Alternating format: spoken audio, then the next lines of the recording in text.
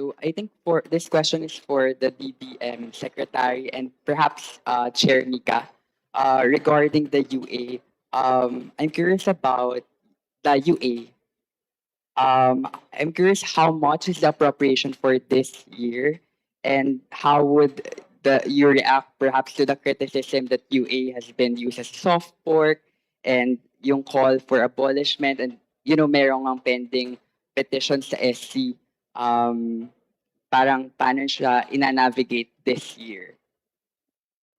Well, para po sa executive, ang atin pong isinumite na fiscal year 2027 NEP ay may kaakibat pong unprogrammed appropriations. Bagamat atin pong nilinaw na itong unprogrammed appropriations na kasama ng NEP ay may mga tiyak na paggagamitan at ito po ay consistent sa mga pinapayagang utilization at naaayon po ito sa ating prudent fiscal spending. Dahil yun pong ating mga inilatag sa unprogrammed appropriations ay mga bagay na ating kakailanganin sa 2027, bagamat we are still awaiting for the certainty. Kabilang na nga po dito yung mga additional foreign assisted projects na ngayon po ay nakapila at tinatalakay pa rin sa ED Council at dadaan pa sa masusing pagsusuri ng ating Investment Coordination Committee. At ito naman po talaga yung pangunahing use of the unprogrammed appropriations. Magbigay ng space para dito sa mga foreign assisted projects na hindi pa talaga natatapos yung detalye nung inihanda natin yung ating National Expenditure Program. Ngunit alam natin na by 2027 ay matatapos yung pagpaplano, including yung pag-sign natin ng respective loan agreement sa ating mga respective development partners. So this eats up a significant portion ng ating unprogrammed appropriations. Although I believe it is important to highlight as well that, and as you can see already in the DBM website, the unprogrammed appropriations contained in the National Expenditure Program stands at 111.984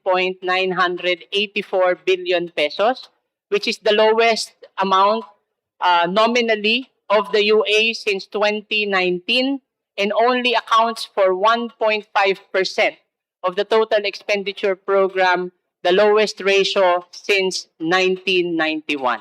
So dito po ang laman ng unprogrammed appropriations na kaakibat po ng ating National Expenditure Program.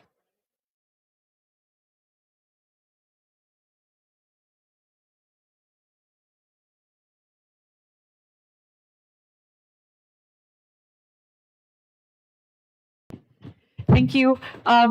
Just to add to that po, tulad po ng ginawa din natin noong nakaraang taon, talagang masusi nating tinignan yung laman ng unprogrammed appropriations. Last year, most significantly, what the House did during the HGAV version is to take out I from SAGIP, meaning we no longer allowed for infrastructure projects to be released from unprogrammed appropriations in the final version of the HGAB. So we are looking at that. Ginagamit din po nating basihan yung 2026 GAA, kung saan ang nilalaman lang ng unprogrammed appropriations doon ay tulad ng nabanggit ni Sec Kim, foreign assisted projects, risk management, and yung nakaabang para po dun sa AFP.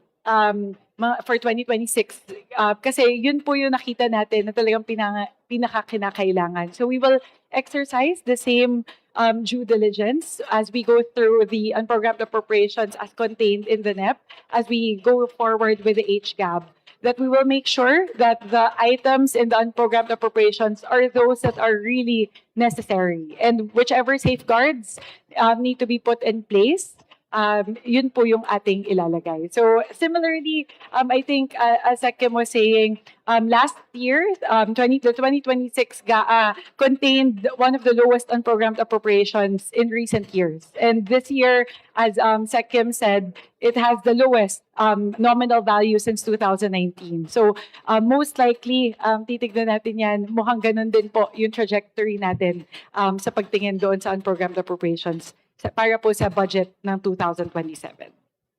Thank you very much, Chair Mika.